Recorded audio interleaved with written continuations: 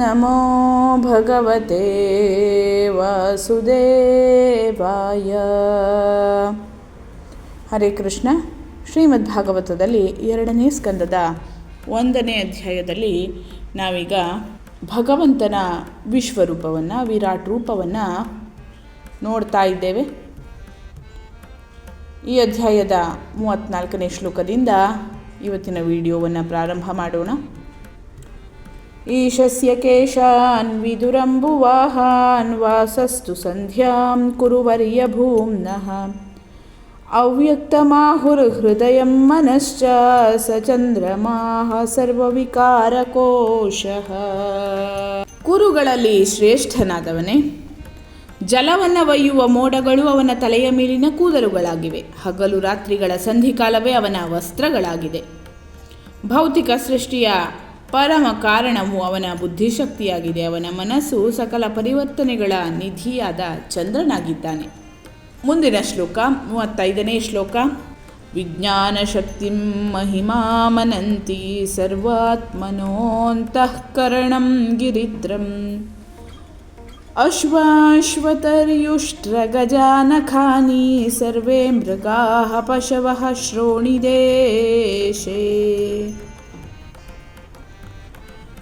ಪರಿಣತರು ಕಂಠೋಕ್ತವಾಗಿ ಹೇಳಿದಂತೆ ಜಡತತ್ವವು ಅಂದರೆ ಮಹತ್ತತ್ವವು ಸರ್ವವ್ಯಾಪಿಯಾಗಿರುವ ಭಗವಂತನ ಪ್ರಜ್ಞೆಯಾಗಿದೆ. ರುದ್ರದೇವನು ಅವನ ಅಹಂಕಾರವಾಗಿದ್ದಾನೆ. ಕುದುರೆ, ಹೇಸರಗತ್ತೆ, ಒಂಟೆ ಮತ್ತು ಆನೆಯು ಅವನ ಉಗುರುಗಳಾಗಿವೆ. ಕಾಡು ಪ್ರಾಣಿಗಳು ಹಾಗೂ ಎಲ್ಲ ಚತುಷ್ಪಾದಿಗಳು ಭಗವಂತನ ಕಟಿ ಪ್ರದೇಶದಲ್ಲಿ ಇವೆ. 36ನೇ ಶ್ಲೋಕ. ವಯಾಂಸಿ ತದ್ವ್ಯಾಕರಣಂ ವಿಚಿತ್ರಂ ಮನುರ್ಮನೀಷಾ ಮನುಜೋ ನಿವಾಸಃ ಗಂಧರ್ವ ವಿದ್ಯಾಧರಚಾರಣಾಪ್ಸರಃ ಸ್ವರಸ್ಮೃತಿರಸುರಾನೀಕವೀರ್ಯಃ. ವಿವಿಧ ಪಕ್ಷಿಗಳು ಅವನ ನೈಪುಣ್ಯದ ಕಲಾಜ್ಞಾನ ಸೂಚಕಗಳಾಗಿವೆ. ಮಾನವ ಕುಲದ ಪಿತನಾದ ಮನುವು ಅವನ ಪ್ರಮಾಣಿತ ಬುದ್ಧಿಶಕ್ತಿಯ ಸಂಕೇತವಾಗಿದ್ದಾನೆ. ಮಾನವ ಕುಲವೆಲ್ಲ ಅವನ ನಿವಾಸ ಸ್ಥಾನವಾಗಿದೆ. ಮಾನವ ಜೀವಿಗಳ ದಿವ್ಯ ಜಾತಿಗಳಾದ ಗಂಧರ್ವರು, ವಿದ್ಯಾಧರರು, ಚಾರಣರು ಮತ್ತು ಅಪ್ಸರರು ಇವರೆಲ್ಲರೂ ಅವನ ಸಂಗೀತ ಲಯದ ಪ್ರತಿನಿಧಿಗಳಾಗಿದ್ದಾರೆ ಮತ್ತು ಅಸುರ ಸೈನಿಕರು ಅವನ ಅದ್ಭುತ ವೀರ್ಯದ ಪ್ರತಿನಿಧಿಗಳಾಗಿದ್ದಾರೆ. ಮುಂದಿನ ಶ್ಲೋಕ 37ನೇ ಶ್ಲೋಕ. ಬ್ರಹ್ಮಾನನಂ ಕ್ಷತ್ರಭುಜೋ ಮಹಾತ್ಮ ವೀಡೂರುರಂಘ್ರಿಶ್ರಿತ ಕೃಷ್ಣವರ್ಣಃ ನಾನಾಭಿಧಾಭೀಜ್ಯ ಗಣೋಪಪನ್ನೋ ದ್ರವ್ಯಾತ್ಮಕಃ ಕರ್ಮವಿತಾನಯೋಗಃ. ವಿರಾಟ್ ಪುರುಷನ ಮುಖವು ಬ್ರಾಹ್ಮಣರು, ಅವನ ತೋಳುಗಳು ಕ್ಷತ್ರಿಯರು, ಅವನ ತೊಡೆಗಳು ವೈಶ್ಯರು ಮತ್ತು ಶೂದ್ರರು ಅವನ ಪಾದದ ಆಶ್ರಯದಲ್ಲಿದ್ದಾರೆ. ಸಕಲ ಆರಾಧ್ಯ ದೇವತೆಗಳೂ ಸಹ ಅವನ ಅಧೀನರಾಗಿದ್ದಾರೆ. ಭಗವಂತನ ತೃಪ್ತಿಗಾಗಿ ಕಾರ್ಯ ಸಾಧ್ಯವಾದ ವಸ್ತುಗಳಿಂದ ಯಜ್ಞಗಳನ್ನು ಆಚರಿಸುವುದು ಪ್ರತಿಯೊಬ್ಬನ ಕರ್ತವ್ಯವಾಗಿದೆ. 38ನೇ ಶ್ಲೋಕ. ಯಾನಸಾವೀಶ್ವರ ವಿಗ್ರಹಸ್ಯ ಯಸ್ಸನ್ನಿವೇಶಃ ಕದಿತೋ ಮಯಾತೆ ಸಂಧಾರ್ಯತೆಸ್ಮಿನ್ ವಪುಷಿ ಸ್ಥವಿಷ್ಟೇ ಮನಸ್ವಬುದ್ಧ್ಯಾ ನಯತೋಸ್ತಿ ಕಿಂಚಿತ್. ದೇವೋತ್ತಮ ಪುರುಷನ ಭೌತಿಕ ರೂಪದ ಅದ್ಭುತ ಕಲ್ಪನೆಯನ್ನು ನಾನು ನಿನಗೆ ಹೀಗೆ ವಿವರಿಸಿದ್ದೇನೆ. ಮೋಕ್ಷವನ್ನು ತೀವ್ರವಾಗಿ ಅಪೇಕ್ಷಿಸುವವನು ಭಗವಂತನ ಈ ರೂಪದ ಮೇಲೆ ಮನಸ್ಸನ್ನು ಕೇಂದ್ರೀಕರಿಸುತ್ತಾನೆ, ಏಕೆಂದರೆ ಭೌತಿಕ ಜಗತ್ತಿನಲ್ಲಿ ಇದಕ್ಕಿಂತ ಹೆಚ್ಚಿನದು ಬೇರೇನೂ ಇಲ್ಲ.